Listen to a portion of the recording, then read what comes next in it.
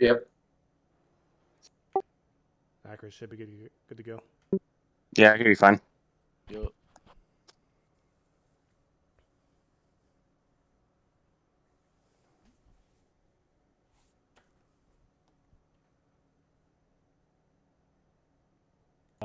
Just let you watch that at the start, and then we'll go through it kind of turn by turn on one of the laps, and I'll give you all the little secrets I can possibly come up with. So go from there.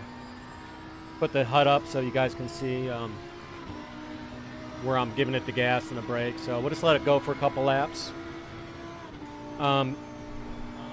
Give you guys a little background on me. I've been sim racing since sim racing on computers has existed. So building like my own computer back in probably the early 90s. Raced like the original IndyCar 500 simulation. Also from there took part in the first online racing with actually we started like with IndyCar and MicroPro's Formula One doing where you submit your hot lap replays, and that's how you had races then. And then it became live with the NASCAR Papyrus Hawaii, which really didn't work right. And then became the real deal with Grand Prix Legends probably back in like 1998 and 99, and from there. So I've been sim racing for over 20 years. I took a little break for about 3 years from sim racing altogether when I was running ACC, original Assetto Corsa. And now I fell back in love with ACC. Best sim out there by far. From there, this track in particular is translated really well. I've always done good here. It's suited my driving style. And then going straight to here from other simulations, it was easy translation for me. So we're just gonna run a couple laps through.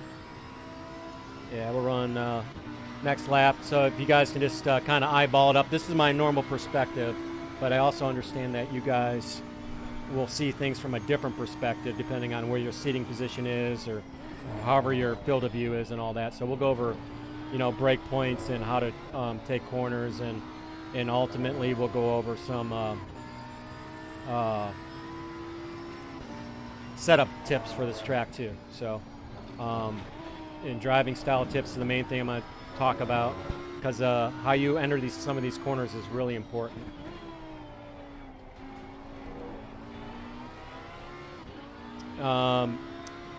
There's a couple key spots on this track, and we'll kind of talk about them now as you guys kind of watch through. First, coming down here, what they call Aqua Mineral Day. This is a high risk, low reward type corner here.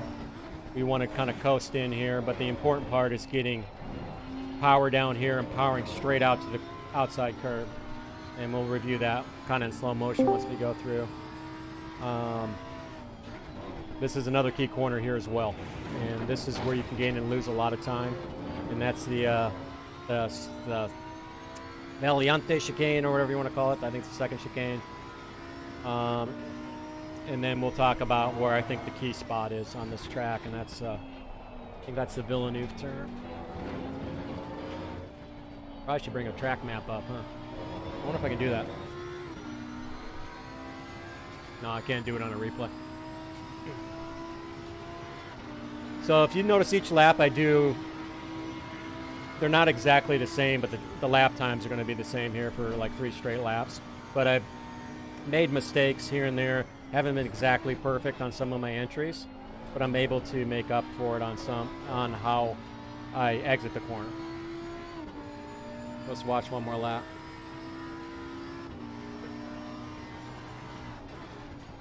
And while this is running, you guys have any comments or questions until we get into the main gist of it?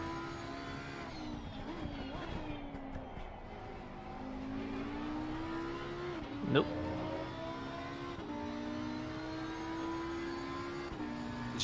Is your setup very pointy on entry, like with the brake pedal? Is your setup very pointy on entry, like with the brake pedal? It's I would say it's more on the pointy side. we can talk about setups here. I think this is one track where you can compromise grip for speed, as far as trimming the rear wing out, because there's really aero corners won't hurt you here. It's all about handling the bumps and the attitude of the car as you hit the bumps and maximizing your time. It's really a power track. It's a speed track. Aero has very little to do with your lap times here, which kind of makes all the cars potentially equally good at this track, in my opinion, especially if you can get the right attitude of the car over the bumps. Because I don't really necessarily think in ACC you can drive the track a little bit differently, say like in a Bentley or a Mercedes here. You can attack the curves a little bit more, but I don't think it's that big a deal. Even this car does not take the curbs that well, but I've found after just a little bit of adjustments that it's just as fast and easy to drive as the Merc was for me here.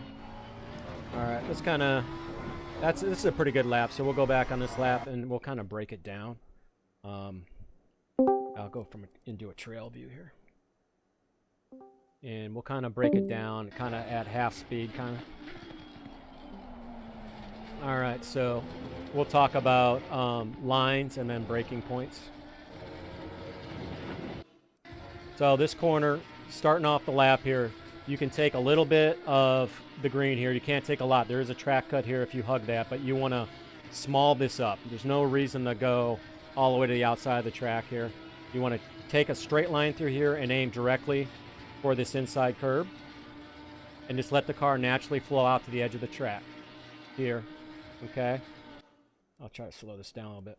So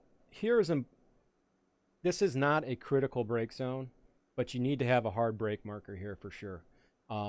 There's not much to gain by late braking here. Maybe in qualifying you might want to push the limit, but this is more about how you balance the car coming off these curbs as we come through. You can nip some of this curve. Now I talk about attitude of the car.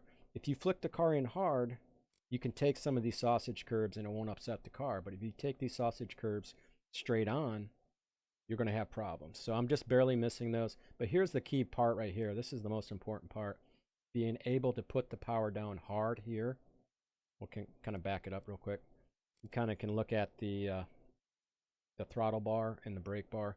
I'm releasing the brake, a little bit of a trail brake, a slow release to help the nose come in, and also lifts up the inside front tire. Same here. I'm going to bank it back in. If I get you a little bit of these curves, it's not a big deal. And then we're already hard on the power right at the apex of that curve there. Now coming in the next corner, this is all about being smooth. You can nip a little bit of this inside. If you set up right here, you're not burning too much speed. And this outside curb, you want to let the car have its head. But if you can stay off that curb, that's a couple hundredths, to be honest with you. But you don't want to fight the car to stay off the curb. But in my opinion, if you can stay off the curb, you're nice and clean there, you're picking up speed here. This next set of turns, I think, are the most important for lap speed here at this track. I'll pause this real quick. This is the corner where you want to ignore all this dark stuff here. And you want to pick up your brake marker. I pick up a little bit here peripheral, but I'm kind of looking here at where I would be turning in at high speed. And I approach this corner the same way I've done in every other simulation I've done. It's a high speed coast in for me. And even if your car, if you can't get up to fifth gear, I'd recommend a short shift and then a downshift on a light brake. As you coast in hard here, we'll go in quarter speed. Now I'm just coasting in. I downshift to the fourth. I'm off the brake. I'm coasting in. And I'm trying to get this car attitude right, set up. Now I'm braking down third, the second, and this is critical here. You carried so much speed in that short shoot, and then you set yourself up for a good exit here, and you're hard on the power. You on this one, I go a little too wide, I think. You want to stay on the red. That cost me maybe a couple hundredths because it's really rough on the car. And then you're powering down here to the 180, the hairpin here. You want to set up wide. I'll show you. We'll go back through quick, and I'll show you where my brake zones are from the cockpit. You guys might have a little bit different perspectives, but you got to have a hard. This is a hard late brake, trail brake. You want to come in with kind of a late apex, but you got to make sure you hug here and power out with minimal steering inputs as you come out. And you don't want to take a whole lot of this curb either. Let's see how much I took here. Little bit. You get up in here, you're costing yourself time. And here's back to the natural line, is back to left, which doesn't seem to make sense. But even watching the race on the opening race of the actual World Championship, they do this. And if you drive over here, you'll hear all the dirt. So I just take the natural line. It might not be quicker to take the correct line or not. But here you kind of, when you're in the cockpit, you see there's a little bit of camber here, and it's just really smooth. You come in from the outside, you hardly have to turn the wheel. This is another corner that you can get yourself in trouble. It's not a corner you can make a ton of time, but you can get your track cut here. So I normally coast in. It's kind of a low revving third gear for me. I normally just want to, I'm a little late on the apex here on this one. I really am. I wanted to be just a touch tighter. You just want to get a little bit of this curb, not too much. You're out here, you get a cut, and then down into Aqua Mineral all day. I kind of do the same thing here. I could hold fourth, but I go up to fifth to help me get that rhythm of a downshift. And this is kind of a one hard, sharp break. I go up to fifth here, and then I'm going to go back down to fourth, and then it's all about setting the car up correctly here. Exit of this corner can be really rough on some cars. Some cars you can use some of this to help set you up. Other cars, it's pretty rough, and you don't want to go too far because you get on that stuff, you're going to be hopping right into the hopefully you guys can see my mouse, right into the dirt out here. All right, so you want to set yourself up wide here. You want to bank it in. I'm kind of cutting this one in a little bit because I got a lot of front grip in this car the way I have it set up. And then this is key here to power out. You don't want to go past that little drainage there like it shows. But this is the thing I see a lot of guys, I'm going to back it up real quick. This is the thing I see a lot of guys doing at this turn. They're fighting it to get it back to the inside like they're driving a chicane. Let the car have its head. Hard on the throttle here. You'll see the throttle. Pick up, boom. I'm hard on the throttle. Full throttle right here, but I'm not fighting the car. I'm going to let it go straight, and I'm not letting the traction control kick in here. So I'm fighting it straight out to this curb. You can see where the natural line is here to the curb, and this is where all the grip is too. Now I'm coming back. Now this is another key spot, is the upcoming chicane here. Now for me in my cockpit, we can go back to it, and I'll go through it again real quick. I brake right about when I hit this, boom, right when I hit the white line here. Now some cars you can probably take this in second, but it's more about first. And this is a key corner where I know I'm making ground up on a lot of guys when I'm racing them here. Now this is about, it looks like you could take this you can almost straight line the chicane, that it would be faster. But you want to work on the attitude of the car here, because these curves are so rough. I mean, even in a Bentley, you can get caught out really bad. So if I'm coming in hard, I'm flicking the car hard to wrap around this curve and lift this right side of the car up as I go over this curve here. I'm gonna cut it in hard. Look how much curb I'm taking, but I'm fine because I'm lifting that side of the car up. And the same on this side. Bang, I'm hard turning the car. I'm changing the attitude of the car left and right, left and right. And then this curb on exit, you want to be hard on the power right away. You don't want to get too far out there because it's way too rough. And you definitely don't want to hit those yellow sausage curbs, or you're going to be in big trouble. But yeah, you're flicking it in hard here, taking a ton of that curb, and you're going to take a ton of this curb. But you got to flick it in. If you try to just go straight over it, you're going to be looking up at the stars. And then you want to power out. I'm already hard on the power down through here, and then we can skip ahead just a little bit. Okay, so as I come out of there, I'm hugging this inside line, and then I don't have a solid braking point for here. I feel when the car is straightening up, and you see the blackness on the ground, which helps with when you're on a green track, you don't have that.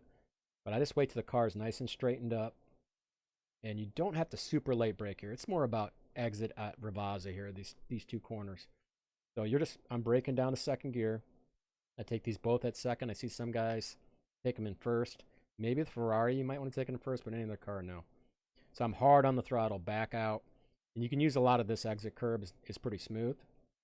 And you just don't want to get up and get in the dirt, of course. And then same thing here.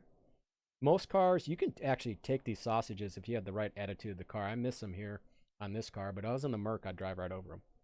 No problem. And you don't want a ton of this exit curb, and that's as far as you want to go right there. You don't want to get on that part. and then we're back, and that's a complete lap. So I'm going to go back into the car and to show you real quick some of my brake markers. Oops, went way too far. All right, so we're setting up. We're going on the straight line. We're not doing hardly any inputs here. I'm just slightly turning the wheel, just slightly. And then I'm looking for my brake points that are, you already have the orange marker up here up front.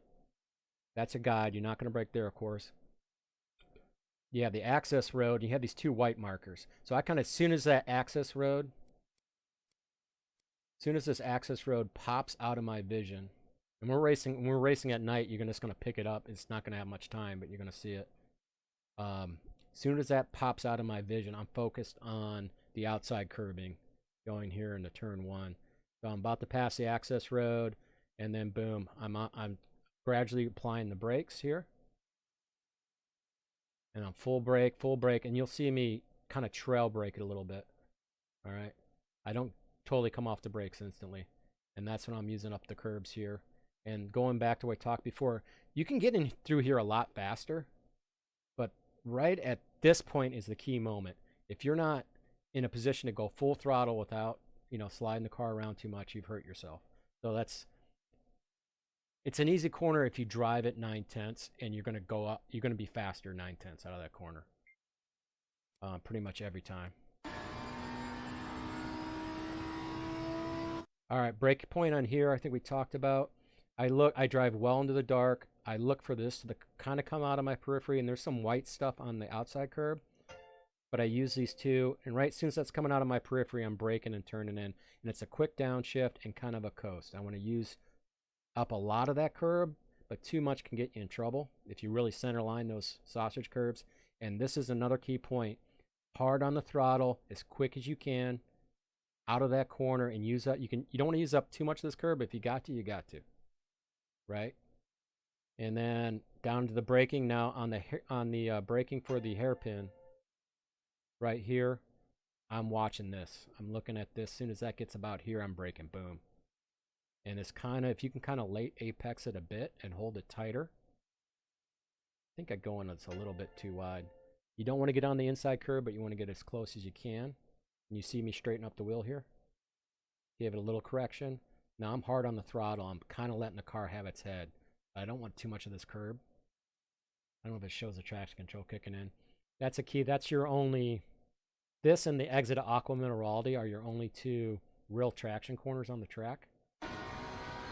As we come up to this tall turn here, I watch this. I know as soon as that passes out my vision, I'm hard on the brakes. Downshift once, and then it's kind of a coast balance here. Now, some of you guys, if you right foot, left foot brake, you can do some of the rally stuff, especially going back. I'm sorry, I'm going to do this to you real quick. I'm going to see if I do this at the key corner, I think, the key corner of the whole track.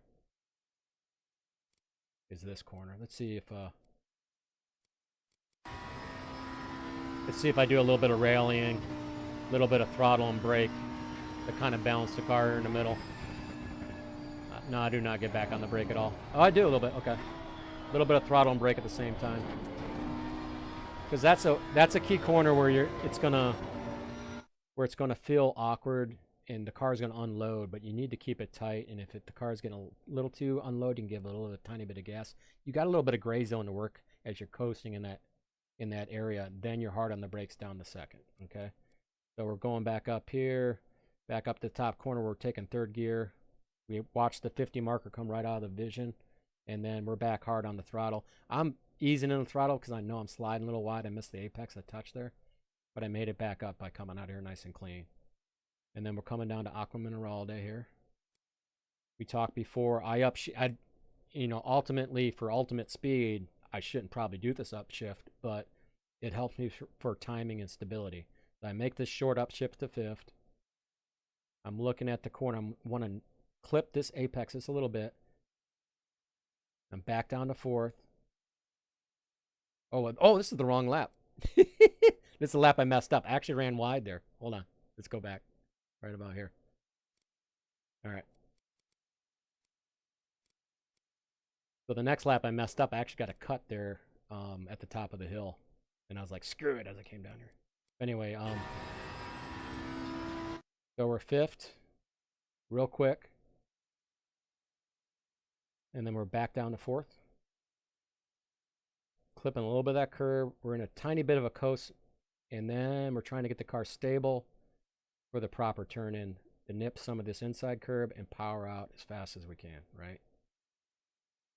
Boom. Full on the throttle. We don't want to get past this little grade area, and we're letting the car kind of go as straight as we can out to the edge of this track. Because if we try to cut it tight, we're going to break the rears loose and cause us, lose us time. All right, and then we're coming up here. We actually can go.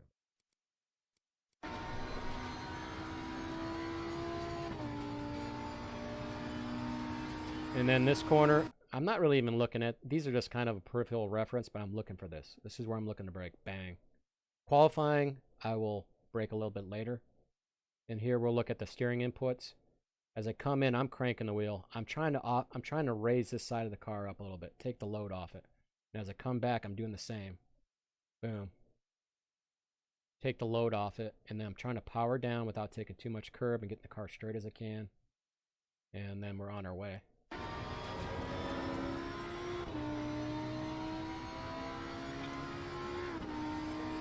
Hug the inside line here. Going back here, I really don't have a brake reference. You probably shouldn't use that curb. I mean, I don't think it really slows you down, but it just helps me a little bit. And then, boom, I get the car nice and straight. I'm braking in. There's some play here. It's more about the exit of both of these corners. If you go in deep and then you compromise, you really slow yourself down. So this is too much risk for too little reward if you brake in deep here. Kind of got a little too much curve, to be honest. And then this is all about setting up just a touch of the brake, just a tiny touch of the brake. And you're kind of coasting, and then you're bang on the power right there. Trying to take it to the edge of this curb. Not to this rumble part. You want to be right on that part. And then that's pretty much the whole lap right there. All right. You guys got any questions on anything? Hopefully my screen's nice and I'm actually processing video from oh, go ahead. Sorry, I think it's pretty clear in like turns 5 and 6 is more a driving style related question rather than a track specific question. But like, I mean, you're riding the brake and throttle at the same time a lot. Is that just to kind of keep the pitch of the car more stable? Yeah. And then does that probably burns the brakes a bit more, but I guess in a sprint race it's not a big deal. I think some of what you're seeing on here, it gives you some throttle on the downshifts. It blips for you. So, right. That might be some of it, but I do a little bit of that kind of in that one turn. I do a little bit of the kind of rally style where I'm riding the brakes. And another thing I do, which is probably not the best thing to do, but if I like notice I'm braking a little too early for a corner, I'll give a little stab of throttle, try to get my rhythm and pace back up for that entry. If I'm, I often do that, especially in races where I'm braking a little bit too early, and then I'll ride a little tiny bit of throttle right before entry to get the speed back up where it should be, so I have the right apex speed and can power off to where I'm used to, driving. But I think this is the key corner that guys don't quite get, that you can carry all the speed in here. You can keep carrying it. I guarantee a lot of the guys are in the 160s and 150s right here, and you're just wasting all this free straightaway here where you can have a lot of speed. And then the key, of course, is powering off of this corner. It's a short straight. If you mess it up, it's not going to totally kill you. You can make it back up, but this is a place you can make a pass too. So if a guy messes that part up, get a good run with a nice gap, you can shoot up the inside or even pass him on the outside here. Any other questions? Yeah, I like the hairpin for passing. Yeah, it's probably one of the best ones. Yeah, for sure.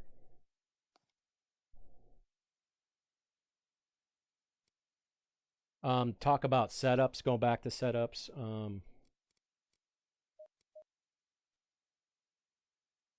I think I should log in the server. I know with the Merc I ran like a 7 wing. I think it goes up to 12 for when we raced here last season. But I don't put a ton into like the ride height with this sim. Trying to get over the bumps. I think it's more about the attitude of the car and how you set it up. So, opposed to how high you set the car up. And also, if you take wing out of the car, it takes a lot of stress off the shocks and the springs when you're hitting the bumps. It kind of allows you to go over some of these bumps a lot smoother if you don't have max downforce in the car. So, definitely. So we're set up right here.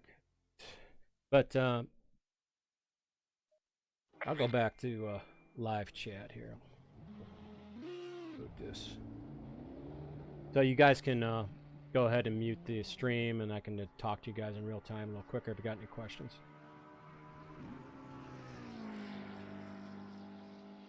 Righto.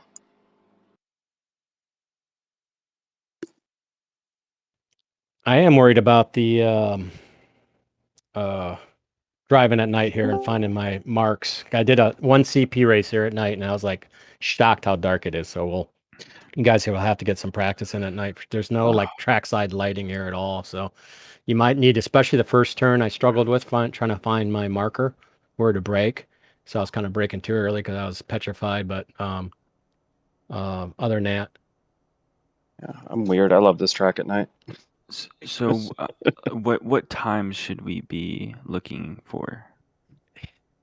I mean, I think race pace for the pros for an hour race, and if you're taking full load of fuel, you're probably looking. The pros are going to probably be low 43s. I'm going to think race pace is going to be roughly in there. Okay. As low 43s to low 44s in the pro race, and maybe bump it up a second for the amateur race. So that's race pace, but what do you think for qualifying? Like, what do you think around the fast times are normally here? I've done 41s. Wow, I think okay. for the actual qualifying for this race, when we ran it before the last patch in the Merc, I did like a 42.2 or 42.3, something like that for qualifying, and that was a pole. So Okay. I'd say low 42s to high 41s for pro class, and then probably second up for the amateur class. Okay. Another tip I would like to pass on to you guys. I do pretty much all of my practice with half fuel loads for what I expect to run the race, because that gives you the best balance of making a good setup that you're going to run the race. So if I'm not going to change tires, I'm going to run in the Lambo. It's going to be around 110 liters. So I run 60 liters to practice with. Like the laps I showed you on the replay, I think I was at 30 or 40 liters, just because I was just trying to get the setup so I could show you guys a few laps.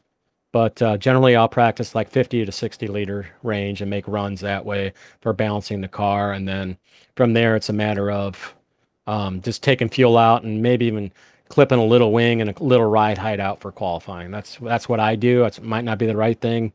I know a lot of guys use practice. They practice the hot lap mode, which will help you learn to get the most speed you can out of the car.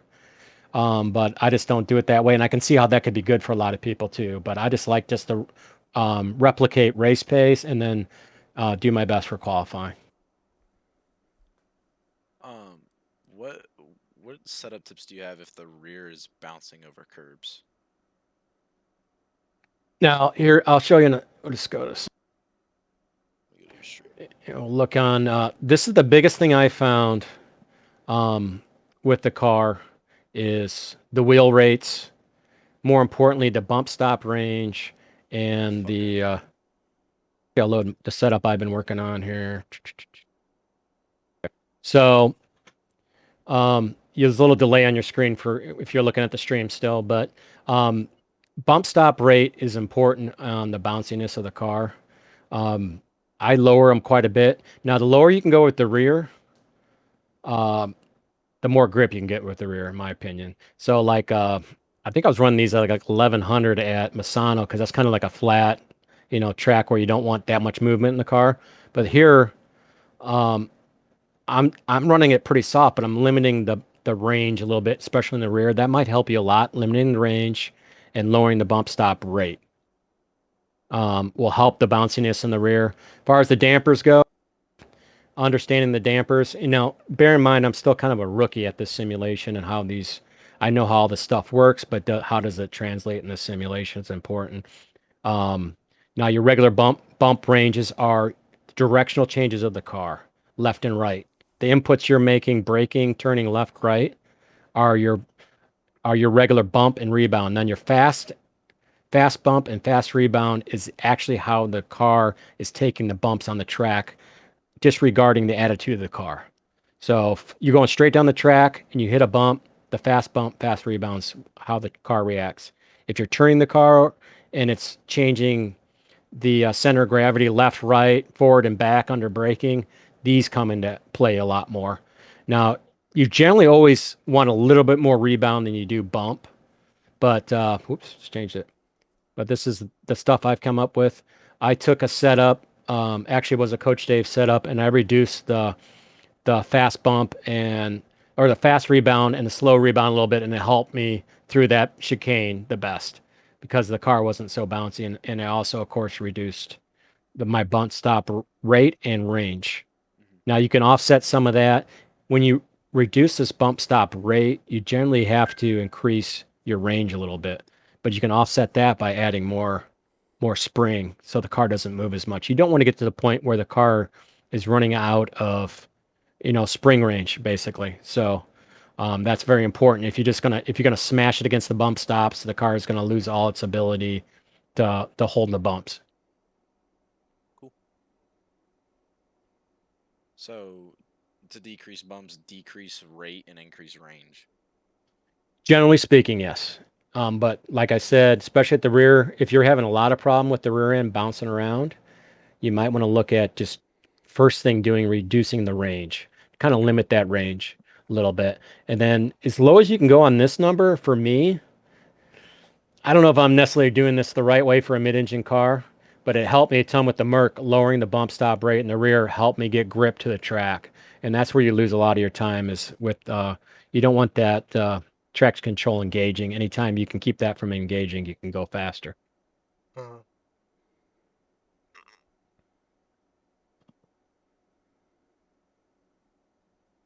Like I'm gonna admit I'm not the setup guru yet with this, but I'm starting to get the hang of it, and there's this is the place I found the grip the most, you know, the fine tune a little bit. If I feel something in the car, that's when I go to the dampers.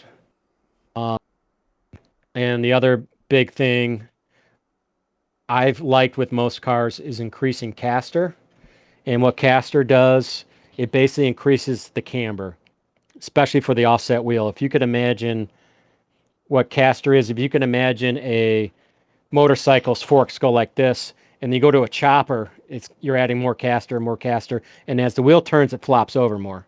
You ever see like a chopper on the road, the wheel will flop over. It's not just going to turn, it's going to flop over because you've laid the forks down more. And that's basically what caster is, and that helps you get more grip, and especially high speed corners. And but you'll notice it in your you can really notice it in your force feedback. This force feedback becomes a lot stronger the more caster you add to the car. But the downside of caster is directional changes. So you're flopping that wheel over. You have to go from left to right or right to left. It makes the car more unstable, but it helps you with overall front grip if you're struggling there.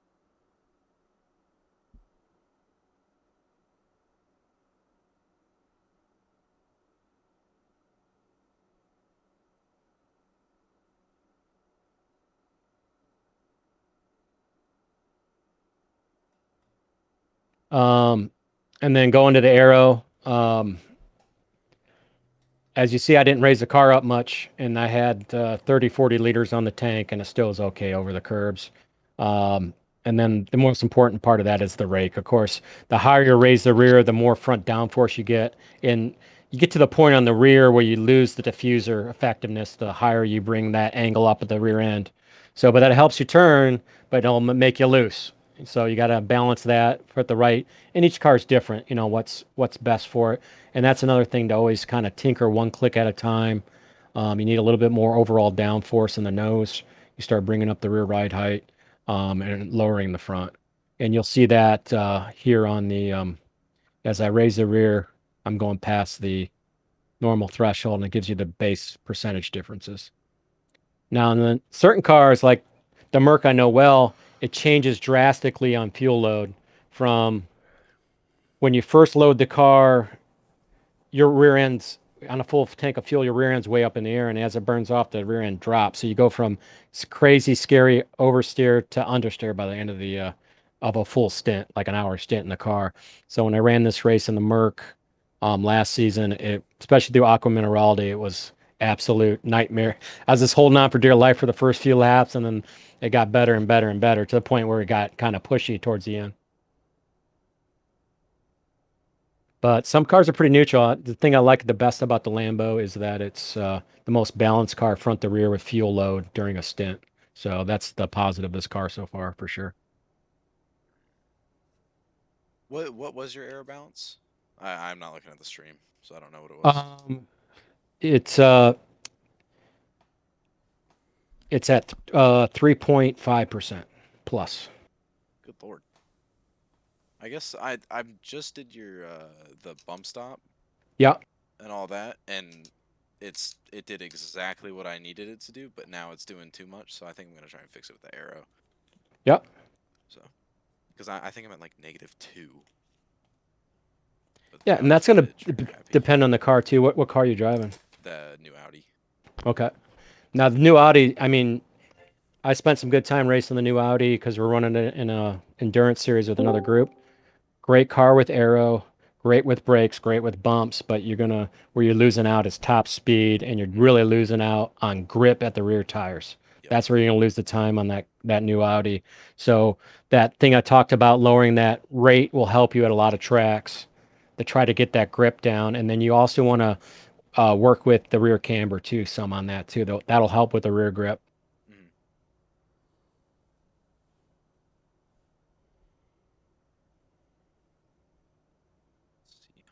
Let's see how much I can push this arrow.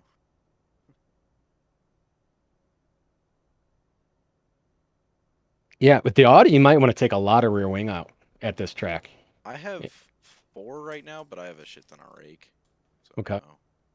I'm gonna try 3 and then drop the rake down to like 64, 65. Roger. I don't know, because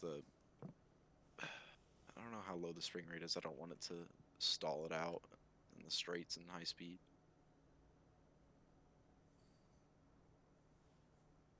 All right. We have any other questions?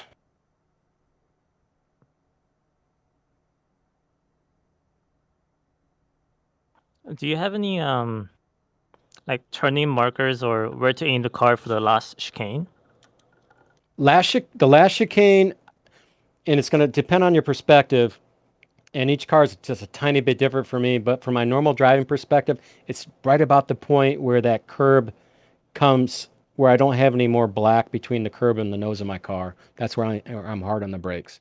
And I think that corner does not reward late braking as much as it does precision of attacking that first curb to set your car up to attack the second curb so you can get a good launch out. So I wouldn't be a huge focus of braking late there, but you want to have a solid brake point where you can go in there and drive it in hard, but still have control of the car where you can turn the nose in and attack that curb and change the attitude of the car to lift over that curb and then back the other direction. All right, cool. I don't know if this makes sense, but do you brake and then sort of turn in like a right angle style, or just like a smooth steering into the corner? From my perspective, I'm turning in from a right angle style, but when I watch my own replay, I am kind of turning in a little bit, but then I'm turning in hard because the visual gives you, hey, I just want to just a gentle bump off this curb because it's almost straight and a bump off the other curb, but I'm cranking it hard right before the curb so I can change the attitude of the car to lift lift the inside of the car into the air as much as I can, so I can attack that curb without it basically shoot me in the air.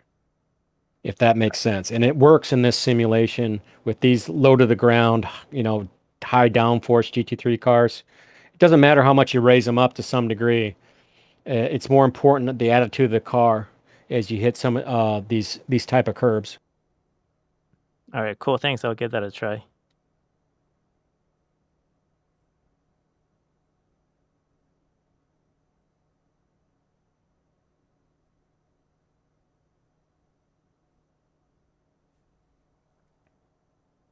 I think that may be it for questions.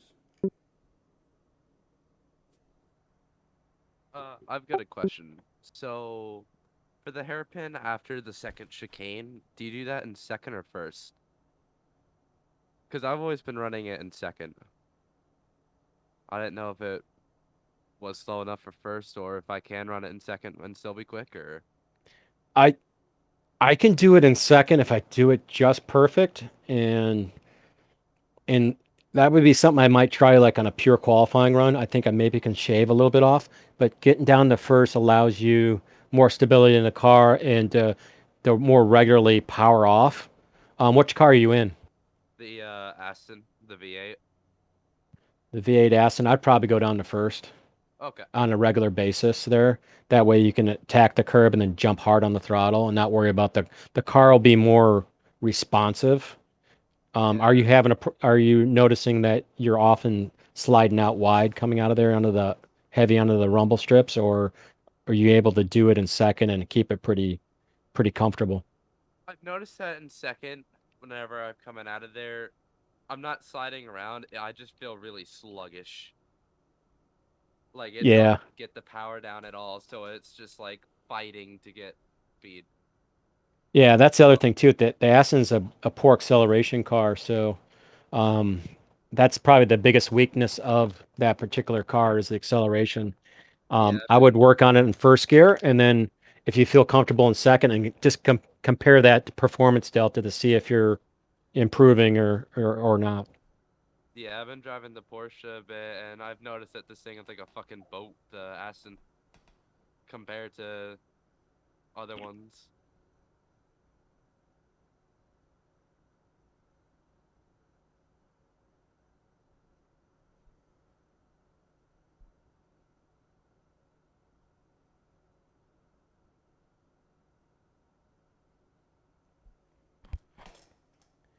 Anybody else have questions for Chris? Oh, yep, go ahead. Oh, no, I was seeing if anybody else had a question for you. Oh, yeah, I'm turning up my volume. All these cars screaming by the pits, I can't hear. Yeah, much better. Yeah, the time Yoon just did, that'd be a good race pace time. I'll be shooting for a 42.6. And this car is good here for that sort of pace. Some other cars might be not so good.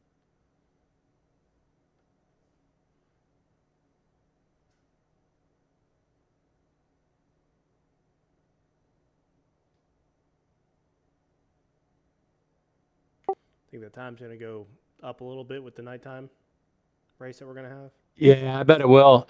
In theory, they should go down because it's going to be a lot cooler. I think the ultimate lap time should be actually faster, but I don't think the guys are going to be quite as consistent and precise with the lines at night. But the car is going to make more power, and then you can go up quite a bit on the tire pressures and and build more speed. It seems like with the simulation, the colder it is, the faster you can go. So.